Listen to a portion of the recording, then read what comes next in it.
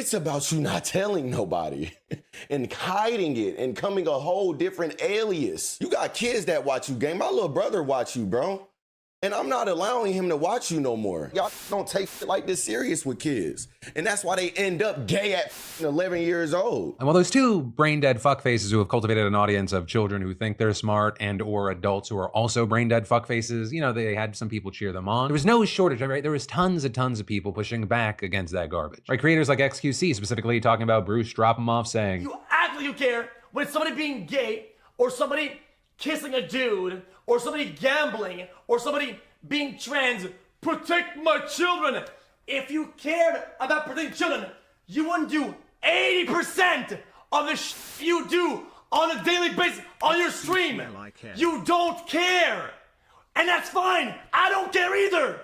Just stop pretending. Hassan Piker writing, Sketch should never feel shame for his past as long as his action never hurt a soul. Nothing about his private life that was leaked even remotely meets that standard. Shame on everyone that made fun of him and made him feel unwelcome. And Kai Cenat, one of the biggest streamers in the space, saying, why does something that somebody else do get you so mad to the point where you gotta go on the internet and bully them, like, and say crazy shit? You would think that this murdered somebody. Yeah, personally, I have to say, Sketch has nothing to apologize for. Seemingly, he was an adult who didn't hurt anyone. He made a personal choice. It's not like he made that content, but he's known for saying that, like, gay people shouldn't have rights. He was just a guy going through some stuff, seemingly addicted, just trying to survive in life. And also, like, let's not forget, he was outed against his will in this situation. And I'm personally of the mindset of anyone that attacked him over this, they can go fuck themselves. And I mean that whether it be Joe Blow, bigoted Barry, to fucking Tyreek Hill or any fucking famous person. He tweeted, "Oh, Sketch done played y'all." Tyreek, if I was you, I'd watch myself. You're fast, but you're not faster than a Google search, you fucking woman beater. Personally, I care more about a piece of shit beating a woman than if they fuck them. Tyreek, you're pregnant girl, that's who you put hands on? You got the conviction scrubbed after the fact, but that shit's still on your soul, huh? Meanwhile, you got some of these other motherfuckers out here who are LARPing a whole religion so they can use it as a shield, saying, "Oh, but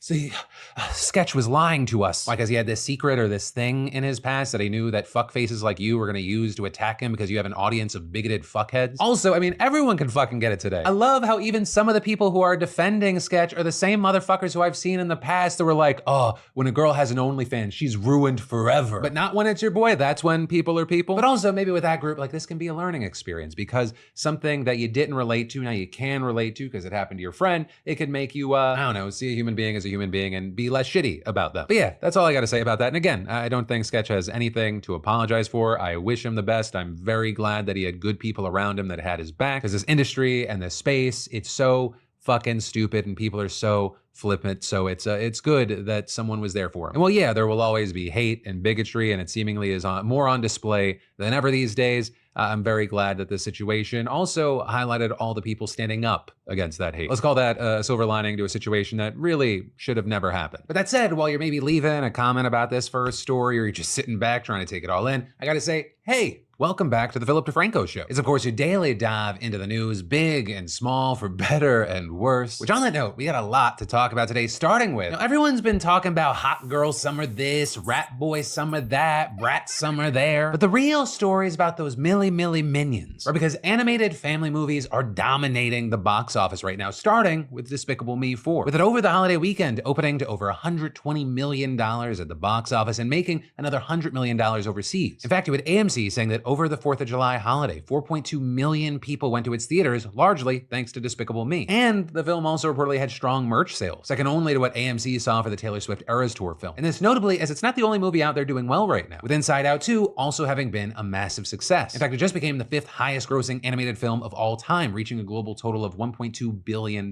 which also, one, makes it the highest grossing movie of the year, and two, it has people going, hey, these films, it's marking the big rebound for the summer box office. Because as you might remember, back in May and early June, you had analysts saying, hey, this might be it. This whole season, maybe movie theaters in general, it could be a bust. But now you've got these two really big jolts, and one media analyst telling the LA Times, to see this total change in the box office shows how unpredictable the box office can be. All it takes is a few overperforming performances with some great movies back to back to totally change the entire perception of the health of the movie theater and of movies in general. With the outlet also saying what's really promising about this big boost from 2 family films is that it could mean that it gets families into the habit of going back to the theater, which then could help other movies that are set to come out this year like Moana 2 and Wicked. Though I also think, it's worth noting that it's not just family-friendly films that have done well. The new A Quiet Place did really well. Also, if you haven't seen it, highly recommend it. Different vibe than the first 2, but in a good way. But as far as if the successes of these movies, these are outliers, or if it's the beginning of a growing trend and hopefully a stronger box office, that remains to be seen. Though I will say, I just saw the trailer for Gladiator 2 come out today, and holy fuck, I cannot wait to watch that movie. Though also, in the more immediate future, I cannot wait to watch Longlegs. And then, who has not felt the cost of living in recent years? A large number of people are falling further into debt with credit cards, personal loans, medical bills, and more. Something that can just be overwhelming, but there are options out there to help. And if you're making payments every month and your balances aren't going down, the sponsor of today's show, PDS Debt, can help. There's a world where you can make just one low monthly payment based on what you can afford. And everyone with over $10,000 or more in debt qualifies, and there's no minimum credit score required. Plus, when you go to pdsdebt.com/DeFranco, they'll give you a free debt analysis. And it only takes 30 seconds. You'll receive a full breakdown on how to save on interest each month and the quickest way to take care of your debt. Just go to pdsdebt.com/DeFranco and get your quick and easy debt assessment today. Because nobody likes the stress of mounting debt and the pressure that comes with that.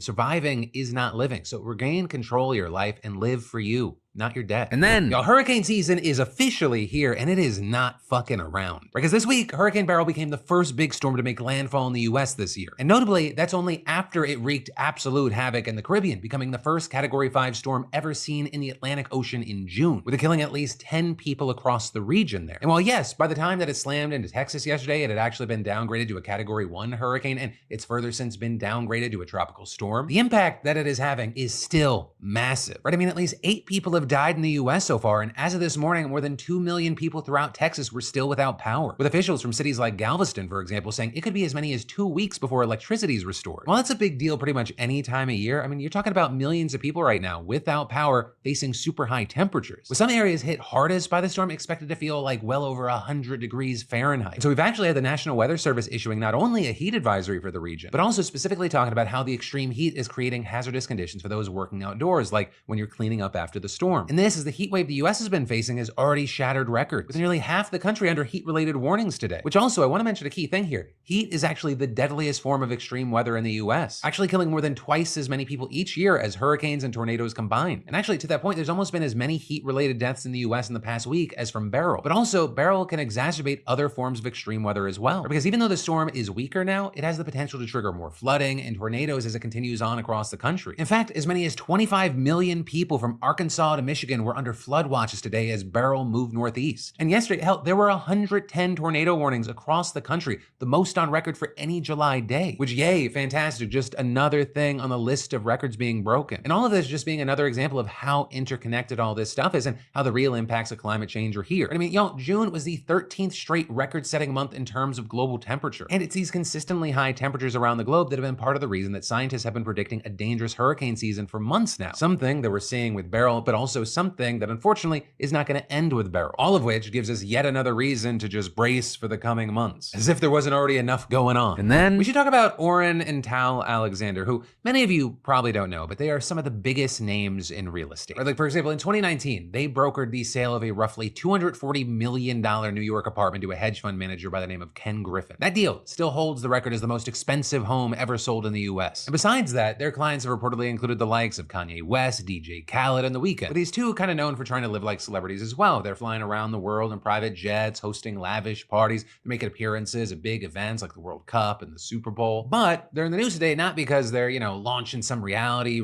show, but instead it's because Oren, Tal, and their other brother, Alon, they're facing allegations of rape and sexual assault. Allegations that are now reportedly being investigated by the FBI, at least according to the Wall Street Journal, which spoke with people familiar with the matter and viewed some sort of related document. And specifically, the journal's reporting found that agents from an FBI task force on child exploitation and sex trafficking have been talking to women who say they've experienced or witnessed sexual assault by the three brothers. And a key thing here is that all of this is coming out after the brothers have been accused of sexual assaults in civil lawsuits filed just this year by multiple different women. Right, in March, a pair of lawsuits filed by 2 women alleged sexual assaults by Oren and Alon dating back to 2010 and 2012. And last month, another woman alleged that she was raped by both Tal and Alon, together together while Oren watched. And then, on top of all that, 5 additional women told the Journal that they were sexually assaulted or raped by Oren. Not to mention that the attorney for the 2 women in the March lawsuits said that he's been approached by more than 24 additional women since then, with many of them being young models who had been in the brothers' social circle but didn't report their alleged assaults to police because they had willingly gone on dates and parties with the brothers. And so actually a massive thing with this is that the FBI is reportedly not just looking into these existing allegations that go back decades, they're also looking all over the country to identify other potential witnesses or possible victims. Now, of course, with all of this, while the allegations are piling up, they are, as of now, just allegations. While the FBI looking into them certainly raises the stakes, it doesn't necessarily mean that it will result